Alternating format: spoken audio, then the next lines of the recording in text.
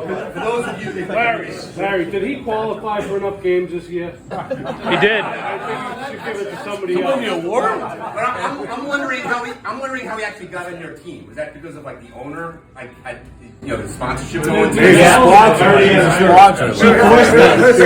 Think of how long it took him to get on that team. Yeah, right. With the sponsor. She didn't want him on the team. Exactly. Bob has done just a tremendous amount of work. He was, besides being a long-time player, he was assistant commissioner for 2, 3, 4 years.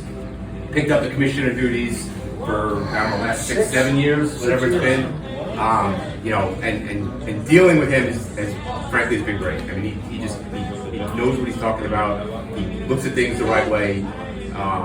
Some of his crazy rain out possibilities, and if it's 0.5 inches in 70% on this hour, then it's a cancellation. If it's not, for those of you who know manager emails, they always want the games they don't want to play. It's just pure comedy. He's got his MCAS analytics going on that figures out the algorithm whether it's going to have a rain out or not.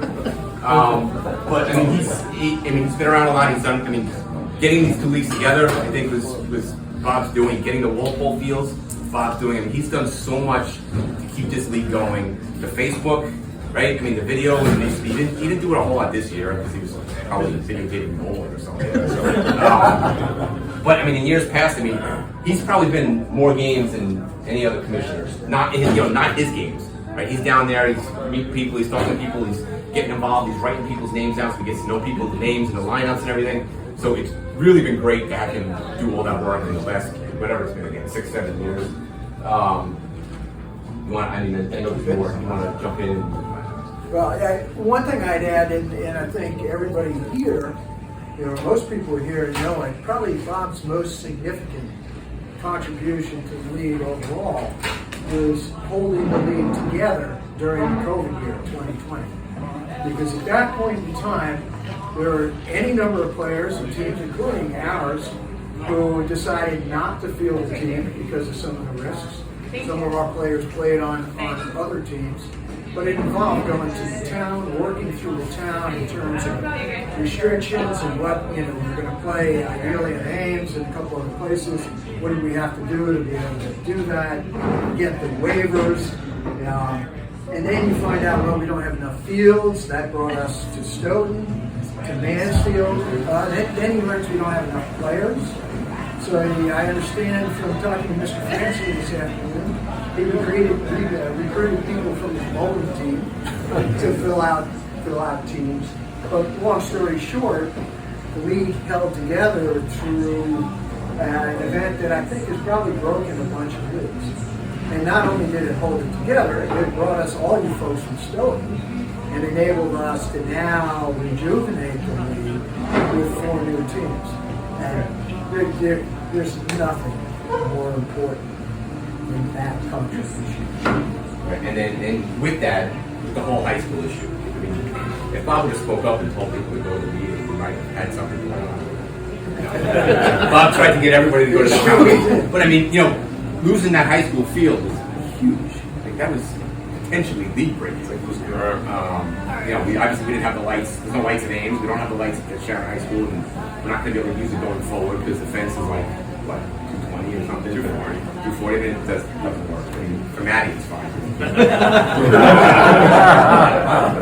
that was just him. There were times I didn't think that this would survive and Bob would be able to succeed in getting certain things done. But he just had to stick to it in this, and that's exactly what you need in that spot. So, my hat's off to you. I appreciate all the work you've done. We've worked with you how many years together, between the commissioner and assistant. So, it was great, and I think you absolutely deserve this award, and appreciate all your efforts. Thanks, Standing O.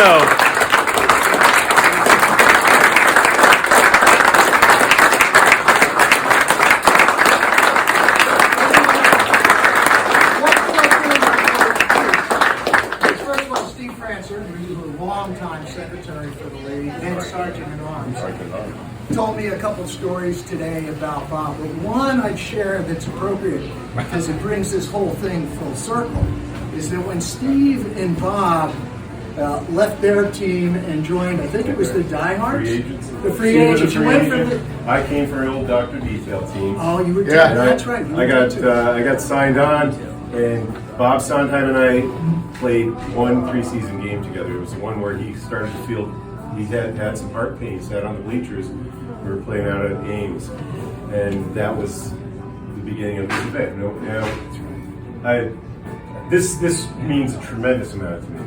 This league, because it'll be the thing at home that symbolizes this league that I look at.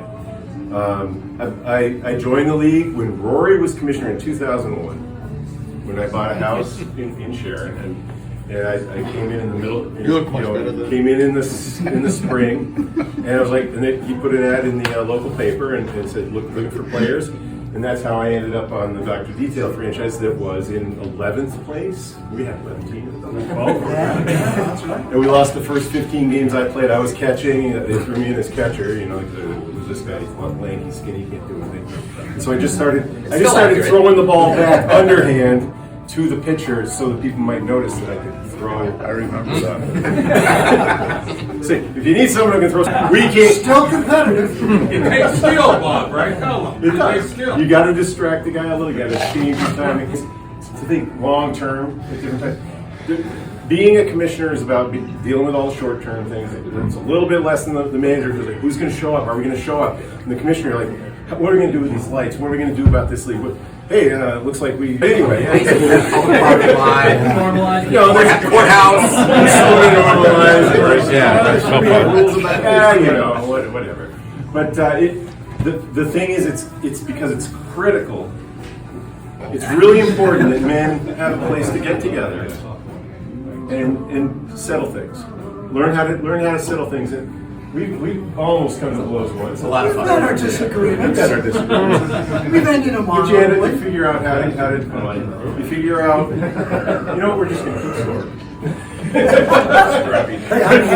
We're going to hold each other accountable in our own way and learn slowly but surely. And this is New England, so it's going to take you sometimes 20 or 25 years before you can actually consider one of your acquaintances to be a friend. That's a New England thing.